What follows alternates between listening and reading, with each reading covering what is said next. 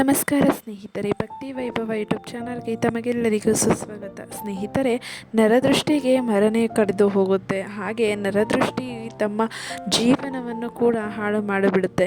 ನರದೃಷ್ಟಿ ಯಾರ ಮೇಲೆ ಬಿಡುತ್ತೋ ಅವರು ಅಸೂಯೆಯಿಂದ ನೋಡಿದ್ದೇ ಆಗಿದ್ದಲ್ಲಿ ಅಥವಾ ಯಾರಾದರೂ ಹೊಟ್ಟೆ ಕಿಚ್ಚಿನಿಂದ ನೋಡಿದ್ದೇ ಆಗಿದ್ದಲ್ಲಿ ಮನೆಯಲ್ಲಿ ನಾನಾ ಸಮಸ್ಯೆಗಳು ಉತ್ಪತ್ತಿಯಾಗುತ್ತೆ. ಕುಟುಂಬದಲ್ಲಿ ಕಲಹ ಇರ್ಬೋದು, ಆರ್ಥಿಕ ಸಮಸ್ಯೆ ಇರ್ಬೋದು, ಹಾಗೆ ಹಲವಾರು ಸಮಸ್ಯೆಗಳು ಮನೆಯಲ್ಲಿ ಹುಟ್ಕೊಳ್ತಾ ಹೋಗುತ್ತೆ. ಹಾಗೆ ನರದೃಷ್ಟಿಯಿಂದ ಏನು ಪರಿಣಾಮ, ಹಾಗೆ ನರದೃಷ್ಟಿಗೆ ಏನು ಪರಿಹಾರ ಅನ್ನೋದನ್ನು ವಿಡಿಯೋ ಮೂಲಕ ತಿಳ್ಕೊಳ್ಳೋಕ್ಕಿಂತ ಮುಂಚೆ ದಯವಿಟ್ಟು ಚಾನಲನ್ನು ಸಬ್ಸ್ಕ್ರೈಬ್ ಮಾಡಿಕೊಡಿ. ಹಾಗೆ ವಿಡಿಯೋ ಇಷ್ಟ ಆಯಿತು ಅಂದರೆ ವಿಡಿಯೋಗೆ ಲೈಕ್ ಮಾಡಿ, ಕಮೆಂಟ್ ಮಾಡಿ, ಹಾಗೆ ವಿಡಿಯೋನ ಶೇರ್ ಮಾಡಿ. ಸ್ನೇಹಿತರೆ, ಕಮೆಂಟ್ ಬಾಕ್ಸ್ನಲ್ಲಿ ನಿಮಗೆ ಇಷ್ಟವಾದ ದೇವರ ಹೆಸರನ್ನು ಕಮೆಂಟ್ ಮಾಡಿ. ಸ್ನೇಹಿತರೆ, ದೃಷ್ಟಿದೋಷ ನಿವಾರಣೆ ಅಥವಾ ನರದೃಷ್ಟಿ, ಈ ಒಂದು ದೃಷ್ಟಿಯನ್ನು ಪರಿಹಾರ ಮಾಡಲು ಈ ಒಂದು ವಸ್ತು ಅಂದರೆ ಕಲ್ಲುಪ್ಪು ತುಂಬಾ ಸಹಾಯಕಾರಿ ಅಂತಲೇ ಹೇಳ್ಬೋದು. ಅದನ್ನು ಹೇಗೆ ನಾವು ಬಳಸಬೇಕು ಅನ್ನೋದನ್ನು ವಿಡಿಯೋ ಮೂಲಕ ತಿಳ್ಕೊಳ್ಳೋಣ. ನೀಚ ನೋಟ, ಅಸೂಯೆಯ ಭಾವನೆಯಿಂದ ದೃಷ್ಟಿದೋಷ ಉಂಟಾಗುತ್ತದೆ. ಇದರಿಂದ ಯಾವುದೇ ಕೆಲಸ ಕಾರ್ಯಗಳಿಗೆ ಕೈ ಹಾಕಿದರೂ ಅವು ಯಶಸ್ಸು ಕಾಣುವುದಿಲ್ಲ.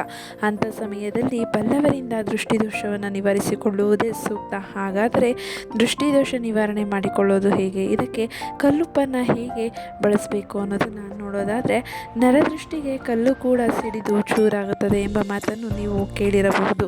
ನೀಚ ನೋಟ, ಅಸೂಯೆಯ ಭಾವನೆಯಿಂದ ದೃಷ್ಟಿದೋಷ ಉಂಟಾಗುತ್ತದೆ. ಇದರಿಂದ ಯಾವುದೇ ಕೆಲಸ ಕಾರ್ಯಗಳಿಗೆ ಕೈ ಹಾಕಿದರೂ ಅವು ಯಶಸ್ಸು ಕಾಣುವುದಿಲ್ಲ. ಅಂಥ ಸಮಯದಲ್ಲಿ ಬಲ್ಲವರಿಂದ ದೃಷ್ಟಿದೋಷವನ್ನು ನಿವಾರಿಸಿಕೊಳ್ಳುವುದೇ ಸೂಕ್ತ. ಹಾಗೆ ಇದನ್ನು ಆಡುಭಾಷೆಯಲ್ಲಿ ದೃಷ್ಟಿ ತೆಗೆಯುವುದು ಎನ್ನುತ್ತೇವೆ. ಕೆಲವು ಊರುಗಳಲ್ಲಿ ಮಹಿಳೆಯರು ಈ ಕೆಲಸವನ್ನು ವಿವಿಧ ರೀತಿಯಲ್ಲಿ ಮಾಡುತ್ತಾರೆ. ಇದು ಕೆಲವರಿಗೆ ಮೂಢನಂಬಿಕೆ ಎನಿಸಬಹುದು, ಆದರೆ ಈ ದೋಷವನ್ನು ಕಡೆಗಣಿಸುವಂತಿಲ್ಲ. ಹೌದು ಸ್ನೇಹಿತರೆ, ಈ ಒಂದು ನರದೃಷ್ಟಿ ಅಥವಾ ದೃಷ್ಟಿದೋಷವನ್ನು ನೀವು ಎಂದಿಗೂ ಕಡೆಗಣಿಸಬಾರದು. ಹಾಗೆ ದೃಷ್ಟಿದೋಷದ ಲಕ್ಷಣಗಳನ್ನು ನೋಡೋದಾದರೆ, ಯಾವುದೇ ವ್ಯಕ್ತಿಗೆ ದೃಷ್ಟಿದೋಷ ತಗುಲಿದ್ದರೆ ಆತನ ಆರೋಗ್ಯ ಹಾಳಾಗುತ್ತದೆ. ಕಣ್ಣು ಮತ್ತು ತಲೆ ಭಾರವಾಗುತ್ತದೆ. ಕಣ್ಣಿನಲ್ಲಿ ನೀರು ಸುರಿಯುತ್ತದೆ. ಜೊತೆಗೆ ಊಟ ಅಥವಾ ತಿಂಡಿ ತಿನ್ನಲು ಮನಸ್ಸಿರುವುದಿಲ್ಲ. ನಿದ್ದೆಯೂ ಸರಿಯಾಗಿ ಬರುವುದಿಲ್ಲ. ಅಂಗಡಿ ಅಥವಾ ವ್ಯಾಪಾರ ಸಂಸ್ಥೆಗೆ ದೃಷ್ಟಿ ತಗುಲಿದ್ದರೆ ವ್ಯಾಪಾರ ಕಡಿಮೆಯಾಗುತ್ತದೆ.